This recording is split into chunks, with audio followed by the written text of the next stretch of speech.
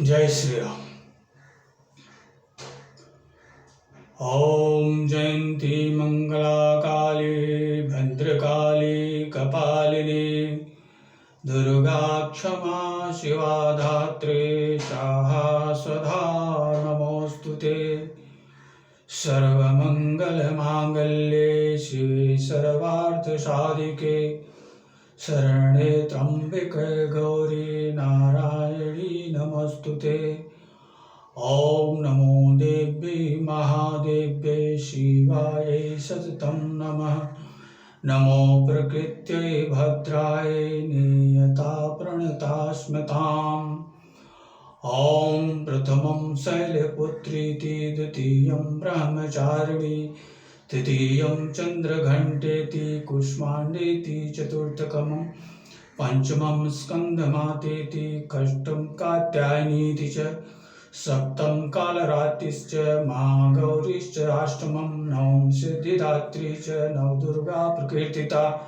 उक्ते तानि नामानि ब्राह्मणैव महात्मना। नमो देव्यै महादेव्यै शिवायै सततं नमः। नमो प्रकृत्यै भद्राय नियता प्रणतास्मताम्। ओम देहि सौभाग्यमारोग्यं देहि मे परमं सुखं रूपं देहि यं देहि यशो देहि दुःखो जयि। ओम मातेश्वरी जगद्धात्र्यै नमः। प्रणाम प्रणाम प्रणाम पातु मां प्रसन्नं भव। तो अभी माता शक्ति का दिन चल रहा है। प्रथमम शैलपुत्री थी, द्वितीयम ब्रह्मचारिणी। तो कल माता शैलपुत्री जी का दिन था, आज ब्रह्मचारिणी दिन का, ब्रह्मचारिणी देवी का दिन है। तो इस तरह से 9 दिन तक नौ दुर्गा के जो स्वरूप हैं उनका अपना अपना दिन रहेगा, विशेष दिन रहेगा। और सबसे मुख्य बात यह है कि ये समय बड़ा अनमोल है। ये नवरात्रि का जो 9 दिन है ये बड़ा अनमोल है, खास करके साधकों के लिए। और कोई भी संसारी इसका लाभ उठा सकता है, क्योंकि संसारी लोगों में से ही तो निकल करके साधक भी आते हैं। जिनके अंदर प्यास प्रबल हो जाती है वो संसारी से साधक बन जाते हैं, और जिनकी प्यास प्रबल रूप नहीं धारण किया है वो संसार के भोग विषयों में जो है आनंद ले रहे हैं। तो यही स्थिति तो है। तो ये नवरात्रि का जो 9 दिन है इसमें साधक तरह तरह की सिद्धियों को प्राप्त किया करते हैं। आज से कुछ 25 वर्ष पहले मैं एक जगह पाया कि इस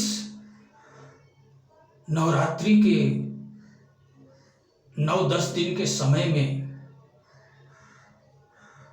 राम रक्षा स्तोत्र की सिद्धि प्राप्त की जा सकती है। तो मैं उसकी विधि को सुना, समझा। तो उसकी विधि कुछ इस तरह थी कि नवरात्रि जिस दिन देवी की स्थापना होती है उस दिन ब्रह्म मुहूर्त में स्नान ध्यान करके शुद्ध होकर के आचमन प्राणायाम करके किसी पवित्र स्थान में प्रभु श्री राम की प्रतिमा, माता सीता, भैया लखन, हनुमान जी अगर साथ में हैं तो भी ठीक है, नहीं तो अगर प्रभु श्री राम की अकेली की प्रतिमा है तो उस प्रतिमा को जो है एक शुद्ध स्थान पर स्थापित करके और घी का दीपक, देसी घी का दीपक जला करके और ब्रह्म मुहूर्त मतलब 4 बजे भोर से लेकर के 8 बजे दिन तक यही ब्रह्म मुहूर्त माना गया है। तो इसी ब्रह्म मुहूर्त के अंदर राम रक्षा स्तोत्र का नियमित रूप से 11 बार पाठ करना पड़ेगा। प्रतिदिन ब्रह्म मुहूर्त में उठो, स्नान ध्यान शुद्ध वस्त्र पहन करके बिल्कुल पवित्र अवस्था में वहाँ घी का दीपक जला करके भगवान के सामने रख दो और आसन पर पे शुद्ध आसन बिछा करके, अगर कुशा नहीं है तो चटाई बिछा सकते हो, असनी बिछा सकते हो, वहाँ बिछा करके और प्रतिदिन 11 बार राम रक्षा स्तोत्र का जो है पुस्तक देख करके पाठ कीजिए। और इस तरह स्थापना के दिन से प्रारंभ करिए और अष्टमी के दिन तक इसी तरह नियमित रूप से प्रतिदिन ब्रह्म मुहूर्त में 11 बार पाठ करिए। और 11 बार पाठ करने के बाद में फिर नमन बंधन करके प्रभु को आप जो है अपना दैनिक दिनचर्या में भी अपना जीविकोपार्जन के लिए भी फ्री है, कुछ भी कर सकते हैं।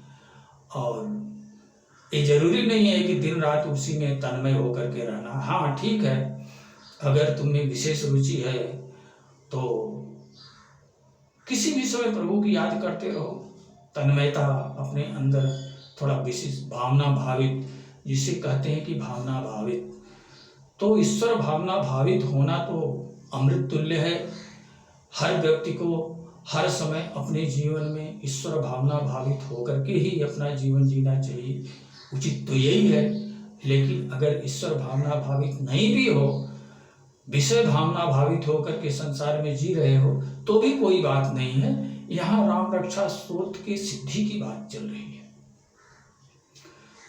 तो अगर इस तरह से नियमित रूप से स्थापना के दिन से लेकर के और अष्टमी तिथि तक प्रतिदिन राम रक्षा स्तोत्र को पुस्तक में पढ़ो, पढ़ करके 11 बार रोज पाठ करना है। और नौवें दिन ठीक उसी तरह से शुद्ध होकर के दीपक जला करके प्रभु के पास बैठिए। लेकिन 9वें दिन आपको पुस्तक खोलना नहीं है, पुस्तक को सामने रख करके और पुस्तक को प्रणाम करके, पुस्तक को नमन करके और शुरू से जिस तरह प्रतिदिन आप पुस्तक में देख करके 11 बार पाठ किया करते थे, ठीक उसी तरह पुस्तक में देखे बिना 9वें दिन आपको पूरा राम रक्षा स्तोत्र कवच जो है वो बिना देखे बोलना है। और अगर आप उस राम रक्षा स्तोत्र को बोल लिए पूरा बिना देखे, बिना पुस्तक में देखे अगर राम रक्षा स्तोत्र को पूरा पाठ कर लिए तो समझ लीजिए कि आपको राम रक्षा स्तोत्र की सिद्धि प्राप्त हो गई। और अगर नहीं बोल पाए, कहीं बीच में रुक गए, तो समझ लीजिए कि आपको राम रक्षा स्तोत्र की सिद्धि प्राप्त नहीं हुई। तो फिर आपको अगले नवरात्र में इसके लिए प्रयास करना चाहिए और नियमित रूप से राम रक्षा स्तोत्र का पाठ करना चाहिए। देखिए, राम रक्षा स्तोत्र संसार का सबसे शक्तिशाली स्रोत है। राम रक्षा स्रोत के समान कोई संसार में दूसरा स्रोत नहीं है। वज्र पंजर नामेदम यो राम कवचम स्मृत अव्याहता सर्वत्र लभते जय मंगलम। ये वज्र पंजर कहा है, वज्र का पिंजरा है। अगर आप सुबह में उठ करके पूजा पाठ करके और इस राम रक्षा स्तोत्र का अगर पाठ कर लेते हो तो अभय हो जाते हो। पाताल भूतल व्योम चारिणी छद्म चारिण न दर्शन सकतास्ते रक्षितम राम नाम भी। कोई पाताल का जीव, भूतल का जीव और आकाश में विचरण करने वाला, तीनों तरह का कोई जीव न द्रष्टुम सकतास्ते, आपको क्षति पहुंचाना तो दूर की बात है, आपको शत्रु भाव से देख भी नहीं सकता है। यदि आप प्रतिदिन राम रक्षा स्तोत्र का सुबह में पाठ कर लेते हो तो आपका जीवन अभयम बन जाता है और आप स्वच्छंद होकर के पूरे संसार के अंदर जहां जी आए आप विचरण कर सकते हो। किसी की सामर्थ्य नहीं है कि आपको किसी तरह का कोई क्षति पहुंचा दे। तो ये राम रक्षा स्तोत्र अत्यंत शक्तिशाली कवच है और इसकी सिद्धि जिसे प्राप्त हो गई है वो वास्तव में सच्चा साधक है, दिव्य है, महान है और प्रभु का वास्तविक सच्चा पद किंकर है। तो इसे अगर आप लोग सिद्ध करके हृदय में जो है अपने कंठ में धारण कर लेते हो तो ये आपका सबसे बड़ा सुरक्षा कवच बन जाएगा और इस तरह से नियमित रूप से प्रतिदिन इसका पाठ करके आप अभयम अवस्था को प्राप्त करते रहेंगे। आपका अकाल मृत्यु नहीं होगा, आपको किसी शत्रु से कोई भय नहीं होगा, आप अभयम होकर के जीविकोपार्जन कर सकते हो। मैंने इस चीज को महसूस किया है और मैं पूरे दावे के साथ कह सकता हूं कि मैं अपने जीवन में 3-4 बार ऐसे मोड़ पे पहुंच चुका हूं कि बस मौत के मुंह में समाना ही बाकी था। मौत मुझे निगलने ही वाली थी। ऐसे मोड़ पर मैं पहुंच करके भी सुरक्षित बच गया हूं। ये मैं अपने जीवन में महसूस किया हूं और मौत के मुंह में से बच कैसे गया, मैं इसी राम रक्षा स्तोत्र को ही अपना परम रक्षक समझता, मानता, महसूस करता। राम रक्षा स्तोत्र की तो बात छोड़ दीजिए,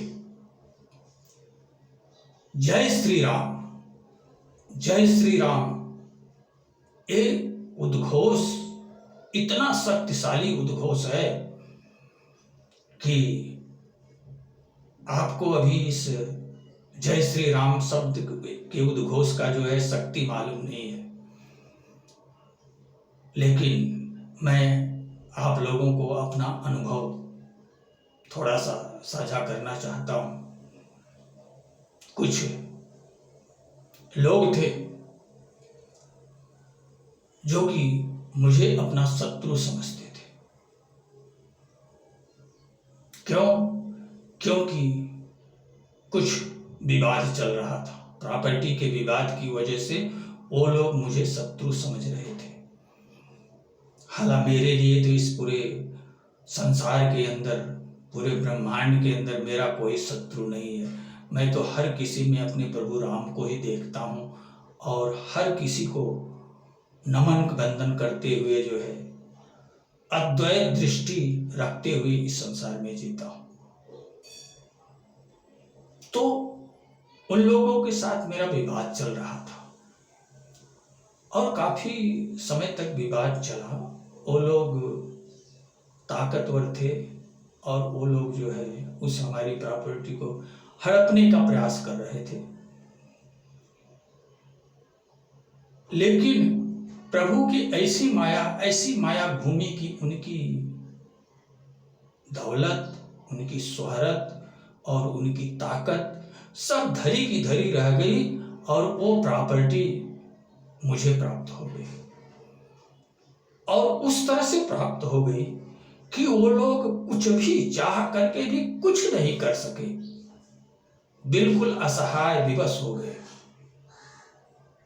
तब उन लोगों ने क्या किया कि किसी तांत्रिक को बुला करके मेरे ऊपर प्रयोग, मुझे जान से मारने के लिए प्रयोग कर दिया गया, प्रयोग करवा दिया गया मेरे ऊपर। अब हमें क्या मालूम, मैं तो अपना दिनचर्या जिस तरह से चल रही है उसी तरह से अपना जीविकोपार्जन कर रहा हूँ। मुझे तो कुछ ज्ञात नहीं, लेकिन मेरे प्रभु को ज्ञात था, मेरे प्रभु को ज्ञात था कि कोई मेरे पुत्र को मारना चाह रहा है।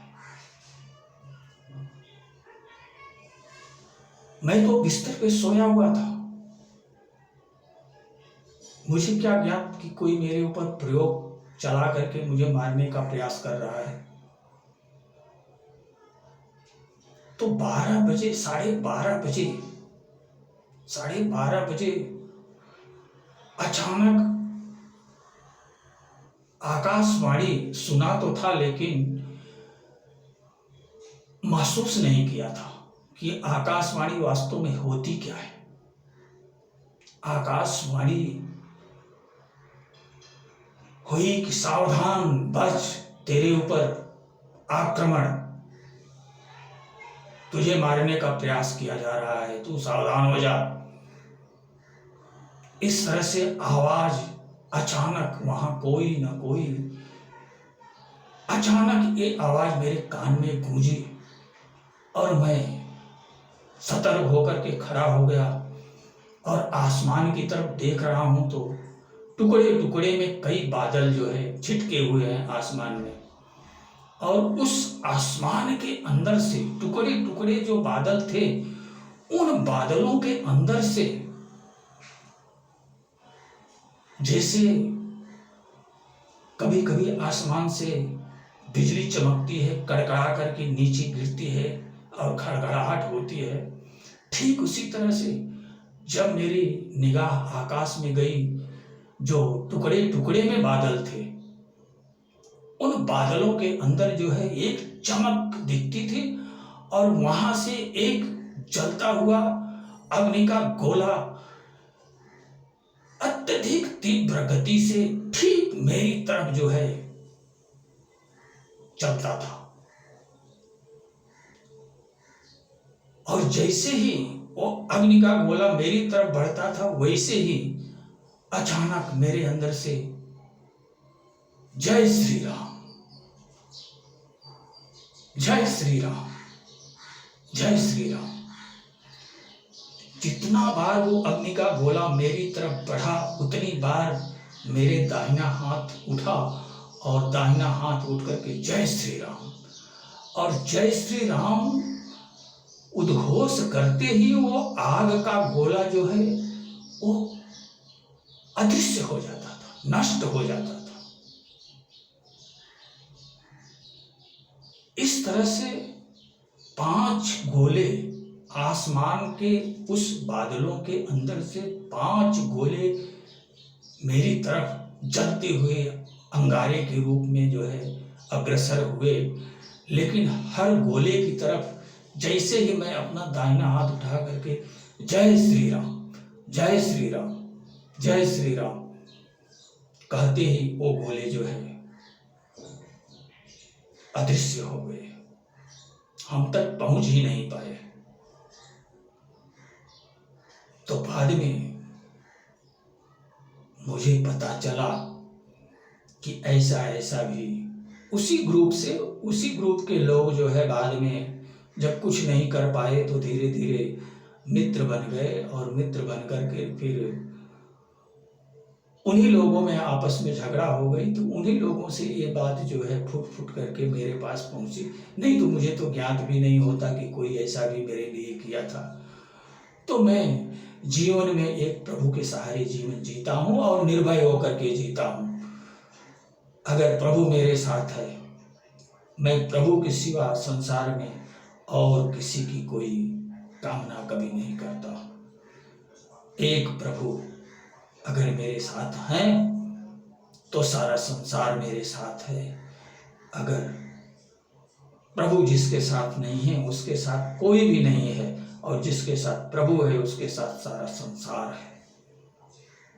तो मैं इसी विचार में जीने वाला व्यक्ति हूँ।